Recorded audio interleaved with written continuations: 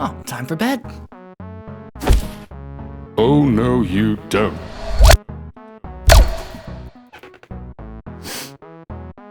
That's new. Okay. Make the video. Oh, it's you. Okay. Look, I'm tired. Can I do this tomorrow, please? Now. Look, I'm tired. I've been busy trying to get the smell of dead guy out of my carpet because you didn't get rid of that whenever you resurrected Michael. Thanks, by the way. I brought him back because you said you were going to make a video on Kiss Sis. And I will. Tomorrow. Not today. Doing that tomorrow. Okay. Okay, stop doing that. That is weird. Now. Or what? You're gonna re-kill Michael? Just Sure. don't. That was a joke. Don't. Yeah, that fucking wall is real tough. That's a heart attack. Was that necessary? Like, why did you need to kill him? I'm God. Sure. Why do you care so much? Why are you so hellbent on me making this video? Don't you have something better to do? Like condemn someone for wearing linen and wool at the same time? Leviticus 19:19. That's a real thing. Don't get too full of yourself. I extort everyone equally. All right. Fine. Let's get this over with. Okay, let's see what we got to work with. As long as it's nothing piss related, should be good. Son of a bitch! Kiss Sis, or kissxsis, the jury is still out on whether you pronounce the X or not, could best be described as what are you doing, stepbro, the anime, and is pretty high on the list of anime you don't want someone to walk in on you watching. Hey Brand, I was looking at these credit card statements. What's a Genshin? Hey, what's up? Okay, look, I can explain. No, you can't. This show has a very specific stigma around it, and I get it. Like, it's very much an anime. You know what I mean, right? But what is Kiss Sis truly? Why was it made? And most importantly, was it any good? Been watching a lot of Josh Strife Hayes lately. I don't know if that's obvious. Hi, love you. Part 1. Why? The background and history of this. X Sis was written by Bow Daitama as a one-shot initially for Kodansha's weekly young magazine before beginning serialization. It then continued as a manga that began in 2005 and finished in 2021, totaling 25 volumes and 154 chapters. The anime, both television as well as the OVAs, were produced by Feel, a studio known for making cultural touchstones such as Mayo Chiki, We Have High School DxD at Home, and the ever-iconic Bikini Warriors. Definitely foreshadows what we can expect from them. The release dates for the anime are a little all over the place if you look at the time of the OVA releases alongside the television airing. For simplicity's sake, it aired on TV in the spring of 2010, and the OVAs began in 2008, but they continued up through 2015. And don't worry, the timeline is very, very messed up. You can't watch all of the OVAs and then all of the TV airings, or vice versa. Luckily, someone on Reddit made a handy watch order list in case you do want to watch this in the original, unaltered chronological order, even though the anime changes up complete chapters and even adds some new scenes that weren't in the manga. Okay, enough of the boring shit. Let's start talking about the weird stuff. So while trying to do some research for this show, I was looking at physical copies of the DVDs or the Blu-rays and trying to find out, like, okay, you know, how much would you have to pay to get one of them? So you're gonna look at anywhere from $20 to $150. With the most someone was asking for was $400. Except I lied, someone else was asking for $600. That's an eBay price, doesn't mean someone's actually paying for it, but someone genuinely thinks that is worth $600. Why? Back in 2010, there was also a Blu-ray that was being sold alongside the manga with a, quote, life-sized replica of Riko's striped panties from episode 1. And I have not told you who Riko is yet. This is my segue into characters. Part 2. Why? The characters and relationships. We'll start with the main 3 characters and then branch our way out to the secondary characters and so on, just like a family tree. I think that's a joke. Up first is the Suminoes, Keita, Ako, and Riko. Also the parents, but let's be real, those two are too busy working or screwing to have much screen time. Okay, Keita Suminoe is our main protagonist and the harem leader as per usual according to the template laid out by Ranma 1/2. A middle school boy working to get into the same high school as his older sisters. In the manga, it continues well into his high school days. Don't worry about it. He's fast as fuck, boy, and has a character arc of, no, I mean, they're my sisters. This is wrong to Well, they're not blood related. Also, I guess I can fuck my teacher. He's usually the straight man in most situations, but oftentimes gets caught up in the moment and gives in to his urges. Next, we have Akko, who's the first older sister and is also the student council president, the smart one, as well as the one that can cook and is supposed to be the nice on the streets, freak in the sheets type. That's kind of it. A lot of the characters are just a few specific traits that get cycled repeatedly, with occasional new traits being added down the line. It's a slice of life, don't expect major character changes, everyone's pretty consistent. Also, fun fact, Akko's voice actress was Ayana Taketatsu, who also voices other characters like Kotori from Date Alive and Kirino from Aremo. She might be a typecast, but I'll admit she does well for her role. Then we have Riko, the other older sister. She's the head of the students' disciplinary committee, wears a little band-aid on her cheek at all times. It gets explained in the manga, but don't worry about it, and is much more aggressive when approaching Keita in private, but melts down anytime they're not at home out of shyness because exhibitionism is scary. Now we'll move on to another set of sisters, Yuzuki and Mikazuki Kiryu. Yuzuki is the teacher of Akko and Riko, and in later parts of the story, Keita as well. She'll often be called Kiryu-sensei and is a feudal general otaku. I believe the term is fujoshi for a female otaku. Hi, editor's note here. Originally I used the term fujoshi because it was used in the anime, but after doing some more research, that's not exactly what fujoshi means. Fujoshi directly translates into rotten girl because they have dirty minds. But what it is used for is that it is for girls who love imagining men together, even if they aren't necessarily gay. They just prefer to think of them together as gay because that's what they enjoy, I guess. So in this case, this wouldn't technically be the correct use of the word. That's just what they called it in the anime, so that's what I'm calling it. Basically, she's just an otaku. She just really, really likes feudal samurai stuff. It's her Roman Empire. I don't even think about the Roman Empire unless someone else mentions it, so I don't know what that would be. Is that a thing that people actually talk about? I gotta get back to the video. Bye. That loves cosplay while trying to maintain morals among the rest of the cast, and also has a scent fetish. Don't worry, it gets much worse. Mikazuki is her younger sister and a year younger than Keita, despite being drawn like she's 5 years younger, and is the most directly aggressive with her advances towards Keita, is prone to flashing, and is Yuzuki's OnlyFans pimp. That is not a joke. I mean, it's not for OnlyFans, but she definitely takes lewd cosplay photos to fund someone's hobby. And finally, we have Mikuni, who's the timid classmate archetype, and has a special feature that is, when she gets nervous, she will need to pee. Badly.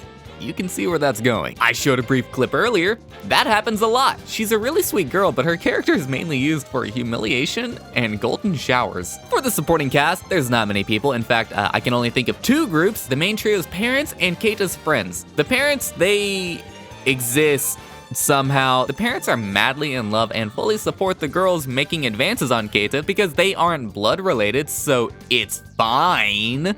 There's quotes around this in the script. I guess I should explain why they're like this. Despite the name, they're not blood related. They met at a very young age and were introduced to each other by their parents, and the parents quickly realized that the girls had a crush on Keita, so they just told them, go for it, because again, they weren't related originally, and it had nothing to do with the children in the first place. They were a boy and a girl that were randomly told, hey, you're siblings now, by the way, but only on paper. I need to make this distinction because a lot of people see this title and they immediately go, oh, incest, gotcha, when that's just not the case. Until you get into the OVAs, then the sisters make out while pretending to have a threesome.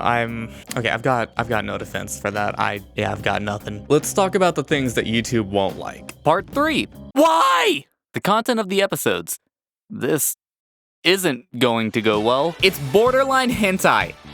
Okay, well, that's not exactly fair. Yes, the show has its adult moments, and those moments take up 80% of the runtime. Can't really say it lingers on those moments whenever, that's why this show exists. The anime follows the first couple chapters of the manga pretty faithfully, and after rewatching this sometime later, I recognized one of the temples they went to during their hot springs trip. It's the Dick Temple! I'm not sure how familiar you guys are with Sea-Dog's content, but oftentimes what he'll do is he'll go out to different places, usually accompanied by Shibuya Kaho, who was a former JV actress, so she's got a very fun mind, and she's oftentimes the one who finds the really weird places that she'll then take Connor to, and then they just experience as much as they can within these unique places and just try to see like, hey, what is this actually like? Like, is it just for laughs, or is this like a real thing that people genuinely care about? And one of those places they went to was the Dick Temple, also known as Maracanon. kissxsis mainly plays this off for laughs, but after watching Connor's video, it's not just like, haha,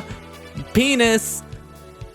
They have vaginas too. The lady at the temple grabbed his dick. It was awkward and also hilarious. So let's discuss what's in the episodes, or more accurately, how many hentai tags can we fit into the show? Got a comprehensive list of what type of situations and kinks pop up in the show that I've documented here for science.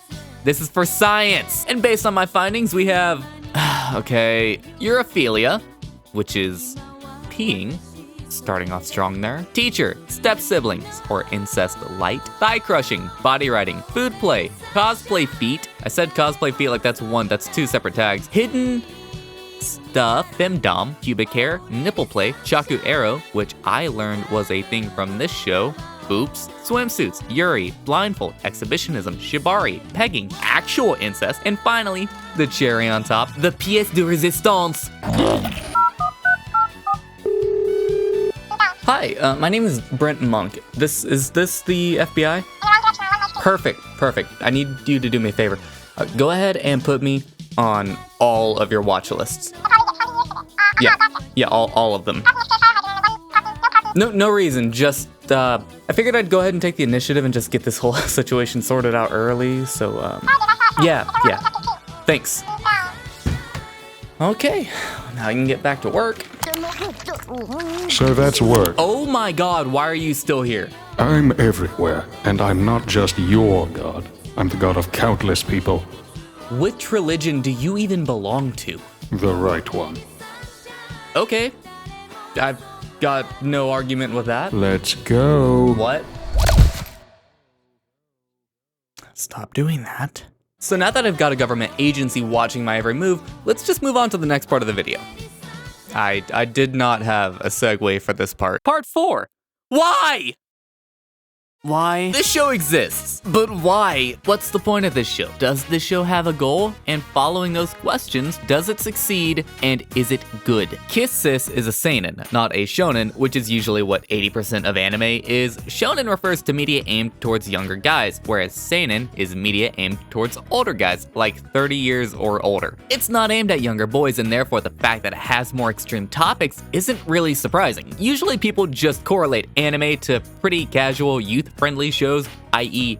anything from Shonen Jump, which ends up being some of the most popular media within the circle. But seinen doesn't have to follow the restrictions that typical shonens get, which is how you get works like Berserk, Ghost in the Shell, Psycho-Pass, and Kiss Sis. So it wouldn't be fair to hold Kiss Sis against something like One Piece whenever they're made for two separate age groups. If One Piece suddenly had an episode where Nami was trying to give Luffy a foot job under the table, I'd be losing my shit, because something about that is hilarious to me. So instead, we need to compare Kiss Sis against something of a similar nature, and that means we're gonna compare it against Shimonetta. Both shows are sex comedies, albeit Kiss Sis is more focused on the sex side, and Shimonetta more so leans into the comedy side, and also, I've already reviewed Shimonetta on my channel, so you can go watch that if you haven't seen it yet, but also, I've already got the footage recorded, so I don't need to go record episodes. Starting with Shimonetta, which to this date is my most successful video on the channel. Thanks for that, by the way. Shimonetta, or a world where the concept of dirty jokes doesn't exist, follows two protagonists as they commit acts of lewd terrorism by wearing underwear on their head, showering the masses with nudes, and leaving behind blueprints on how to make your own pocket pussy. The show is wild. It's absolutely hilarious and does feature moments of lewdness. However, the focus of the show is on the comedy. See, the tits add to the comedy here. So considering the point of the show is to prioritize the comedy and absurdness of both the sex comedy genre as well as the ideas presented by the author Hirotaka Akagi, it accomplishes its goals perfectly, and it's one of the greatest shows to come out in recent years, especially within a niche subgenre like that. If you'd like to know more, go watch the show yourself, or go watch my video where I talk about it at length and attempt to be even a quarter as funny as the show is. Now for Kiss Sis. I really want to dig into the show and be mean here, but it's not bad. Not in a technical sense, at least. I'll explain. The point of Kiss Sis is to present as many different lewd scenarios as possible and occasionally make you laugh. It definitely leans more into the sex side of the sex comedy genre, but that's the whole point of the show, and with a title like that, it doesn't mislead you or shy away from it and fully embraces that. If you watched this show and didn't expect what the title literally says, that's on you. If I were to judge the show on a is it good basis, it'd purely depend on whether or not you're the target audience, because everything it seeks out to do, it does incredibly well. So from a technical perspective, I would consider it a good show in that it does its one job job really well and serves its exact purpose it's set out to fulfill. But from a personal perspective, I can't say the same thing. The show is fine if you want borderline hentai, but it's nothing groundbreaking, even in that department, at least by today's standards. The main enjoyment I got out of the show were the few moments where it genuinely caught me off and made me laugh because I was just not expecting them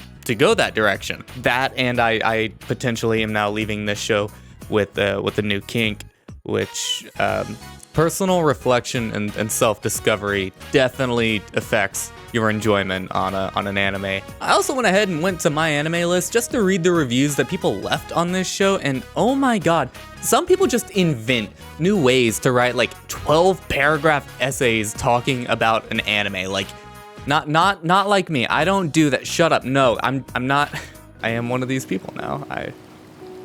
Fuck it. Anyways, one of the reviews I saw came with a spoiler warning, but then it tried to explain how this was actually a really dark show that highlighted how the girls were physically abused by their father, and they stuck to Keita to get away from the father's abuse because the father wouldn't do anything to them as long as Keita was around, which is why they tried to sleep in his bed, which I'm like, I don't remember that at all.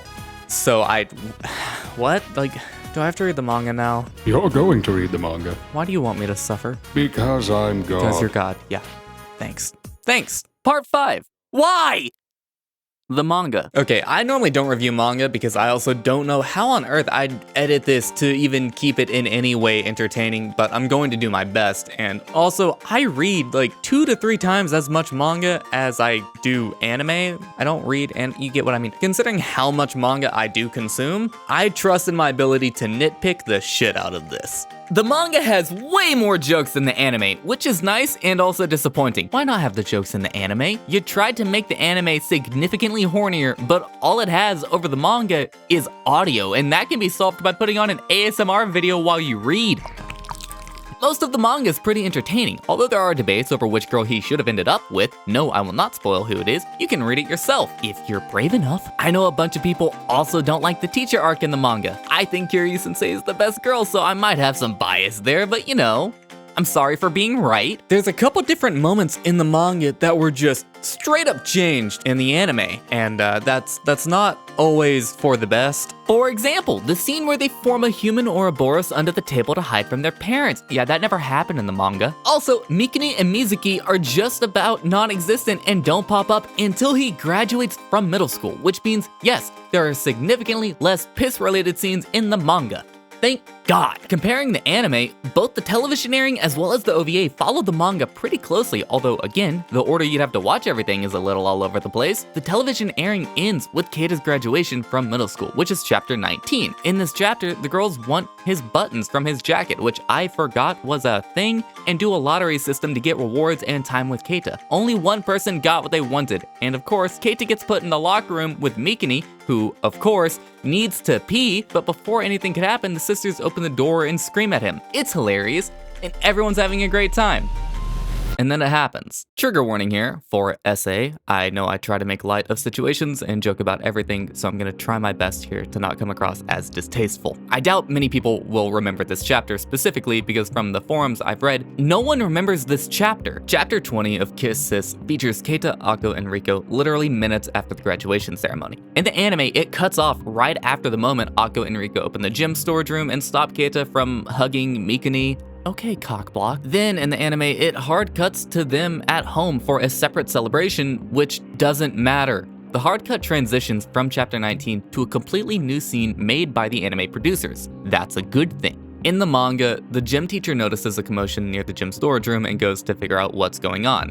When he sees Keita and his sisters, he tells them they should discuss it in the storage room, and closes the door behind him. He attempts to extort them, which could prevent Keita from getting into the high school, so to protect his future, Akko and Riko give in to the teacher's demands. And though it's never directly stated, it is heavily implied that his finger penetrated Riko. Thankfully, that's as far as it went before Keita socks the shit out of him and reveals that he was recording the conversation on his phone, which means they can now expose this disgusting person and have him removed from his position over other vulnerable students. that'd be one thing to end it there, right? The teacher never pops up again, but they also never state what happened to him, so there's no telling if he went to jail or if he just resigned and got a job somewhere else, which in my opinion is fucking awful whenever you have physical evidence literally seconds after the crime was committed and you don't go to the police about it. I'd get if you had no evidence on hand, it'd be difficult, but you had the evidence. And even if they did go to the police, the manga should have shown that to show that there are major consequences for actions like that involving non-consenting parties. Because otherwise it looks like, oh, slap on the wrist, time to find a new job, which should never be the response to depicted or IRL SA. And you wanna know the worst part? In the same chapter, literally hours later, the girls ask Keita to do the same thing to them that the teacher did to purify their bodies. Like he's supposed to overwrite the memories imprinted on their bodies, which, look, there are cases where someone who has been SA'd turns to hypersexuality as a means to reclaim control over their body and the act, but that isn't the case for everyone, especially literal hours after it happened. People who have gone through something like this before deal with that trauma for years, sometimes decades, and sometimes for the rest of their lives. It reads very much like it was written by someone who knows next to nothing about IRL SA, but if you don't know about something, you do research on it before making a statement or even talking about it.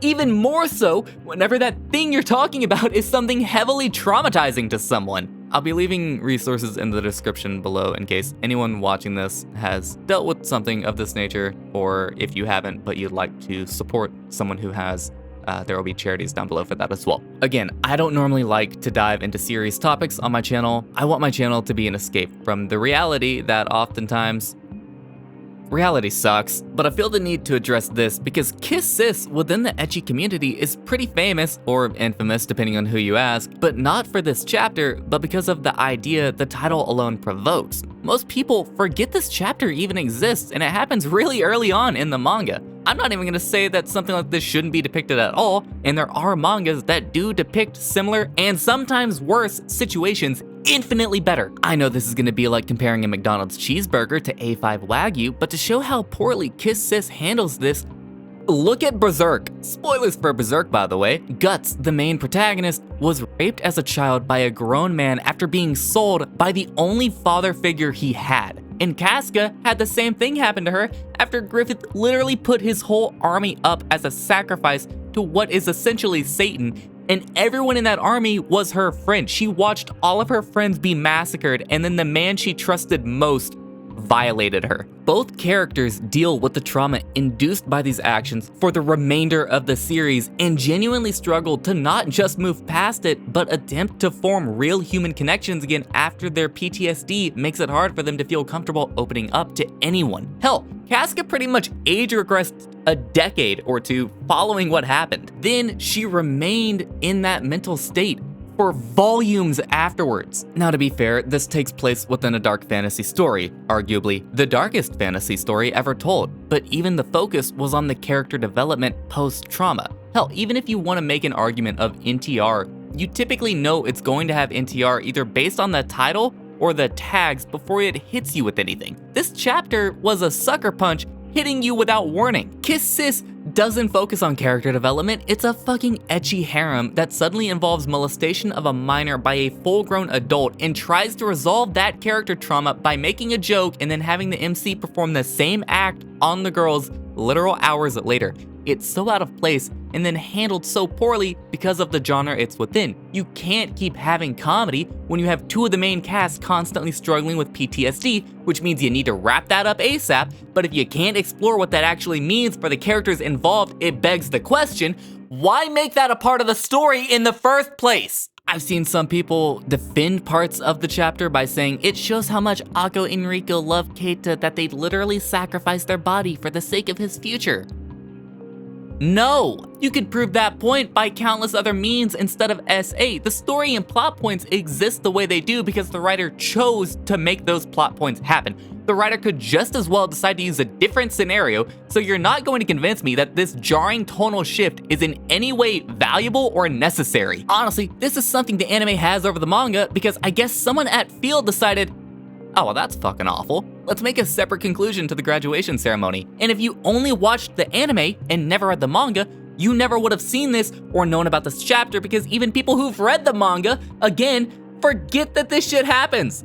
Myself included. I forgot this existed until I went back to it for this video. I don't get it. Why did you want me to read this? I work in mysterious ways. Fuck off. It's one thing for my family to say something like that, but you're literally God. You let something like this be made.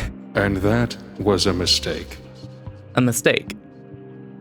You could have read the manga, skipped this chapter, missed nothing, and you would have been better off for it. I don't know why or how this got approved. Mistakes happen, but I'm talking about the writer, the editor, the publishers, whoever made this chapter. I'm not defending the act that was portrayed within the chapter. That's not a mistake. A mistake is a one-time fuck up that you hopefully will learn from and then work towards never making that mistake again. And I am going to call this chapter a mistake. It was tone deaf, it had no place in regards to context to the rest of the manga, and it handled it with complete disregard and ignorance.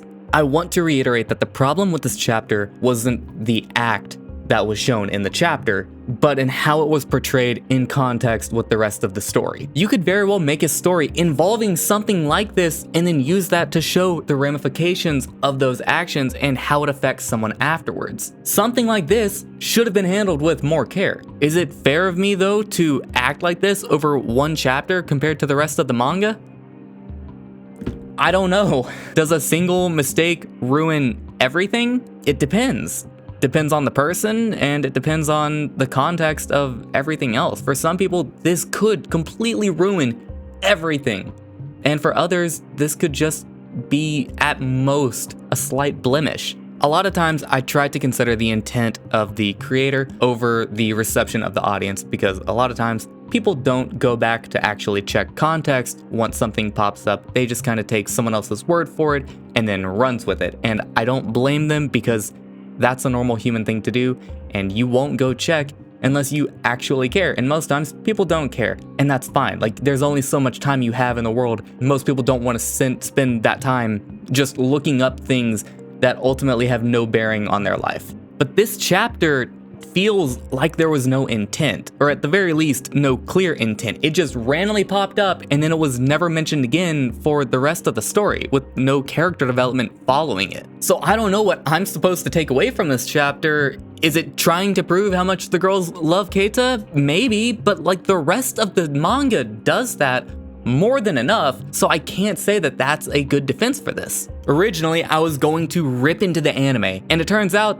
the anime itself isn't bad. Okay, it's got a bit more piss than I would like in it, but overall, not bad. I don't know why the anime had significantly more piss than the manga, but sure. I'm gonna wrap this up because I don't really have anything left to say on the matter. I will be leaving resources at the top of the description down below for those who are either still struggling with this type of stuff, or at the very least, if you aren't struggling but you would like to help, there will be charities where you can donate for that as well.